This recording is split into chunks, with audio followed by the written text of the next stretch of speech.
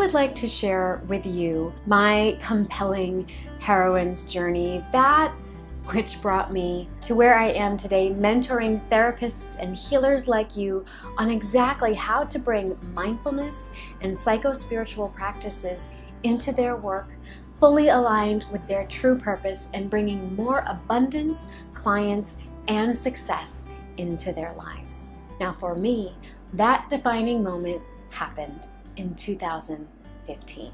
But before I start there, I'm gonna back it up just a little bit. I was around 4 or 5 years old when my parents split up. And what I remember most from that time in my life was bouncing back and forth between them across state lines. We lived below the poverty line for much of my young life.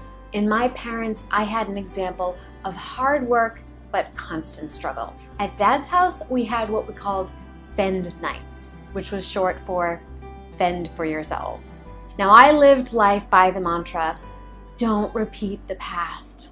I wanted to make my parents proud by bettering my circumstances, and I knew it would take determination, grit, and hard work to get there.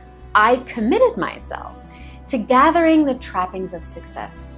I was a high achiever from the get-go, excelling in school and my extracurricular activities. In fact, one year I got so enamored with the Milwaukee campaign to ban landmines that I came up with a whole curriculum, and I went around to all of the social studies classes in my school and raised enough lunch money to clear a minefield in Cambodia. I always went that extra mile.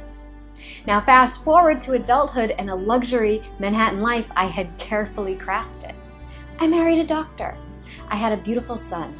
I had means and amenities that I had only ever dreamed of before. But I was not happy. I was in fact entirely miserable, and I would go to these overpriced gyms and I would just sob on these thigh masters, just feeling completely alone and lost and disconnected from who I really was. Now my husband, he just wasn't present for me. He simply wasn't all that invested in my growth or happiness. And so after multiple panic attacks, I finally asked for a divorce. Giving up my financial security and my beautiful, luxurious home for a chance at something happier and healthier. I also refused spousal support, which essentially shedded the last of my safety net. And so ultimately, I found myself in a ratty, broken down apartment. You know, one night I woke up and there was a mouse chewing the flesh between my thumb and my forefinger. You know, there was always the risk of the ceiling falling in. And in fact, it did fall in twice. Once while I was taking a shower.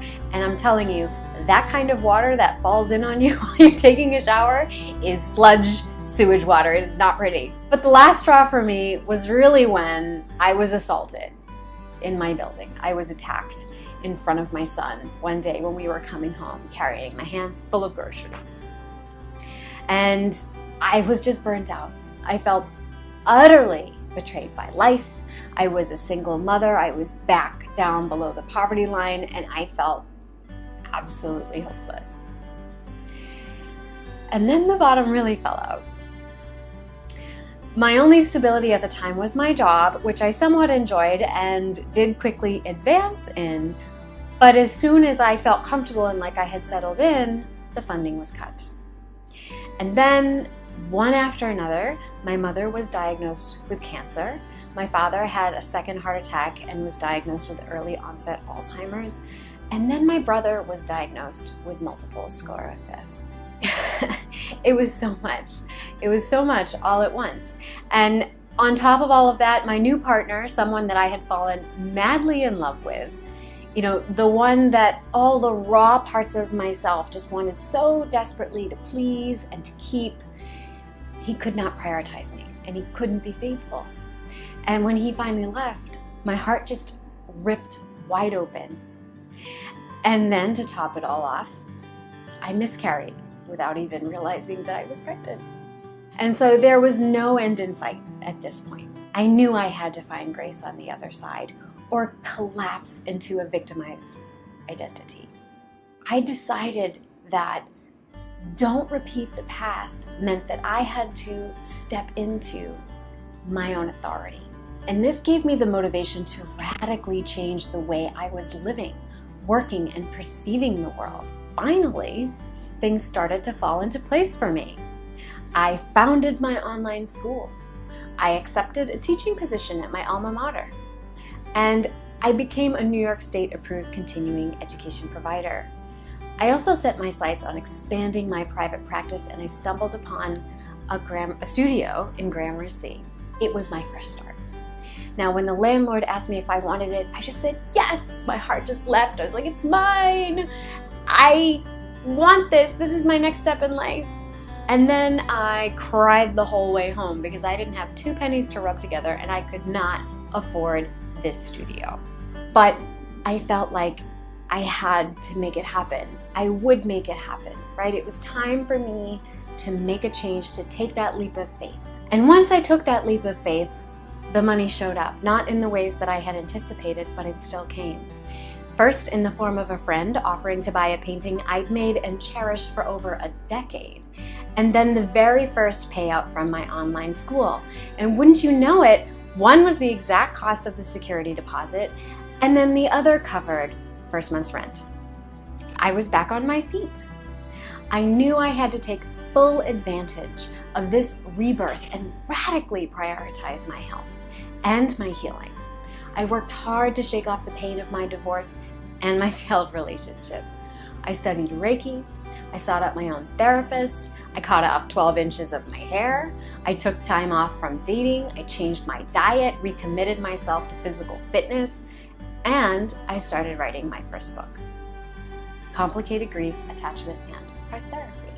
Basically, I stopped letting my past pull me around by the nose and continued to grow upwards and turned my attention towards teaching others how they can do the same. And then I watched them become more willing to step outside the box and explore their creativity too. So let's go back to where we started. I said my Black moment culminated in 2015. Well, today, as I make this video, it is 2017. And in 2 years, I've accomplished 4 major things on my bucket list. First, I published my first book and am now under contract for my second. Second, in addition to teaching and private practice, my online school now brings in between $2,000 and $5,000 of additional income per month, which is essentially passive income. Third, I moved out of the small massage room in which I was conducting sessions and into this gorgeous studio that you see behind me and that you know all about now. Fourth, I have created an amazing program. I call it the Abundant Healer 90 Days to Skyrocket Your Career. It is a 12-week training program for bringing spiritualism into your personal life and healing work in order to skyrocket your practice. Every therapist, healer, and holistic practitioner who applies these steps in their practice will see and reap immediate benefits and results. So check out our program description below and read the FAQs. If you find your heart responding to any of what you find, give me a call and let's find out how I can help you become abundant too.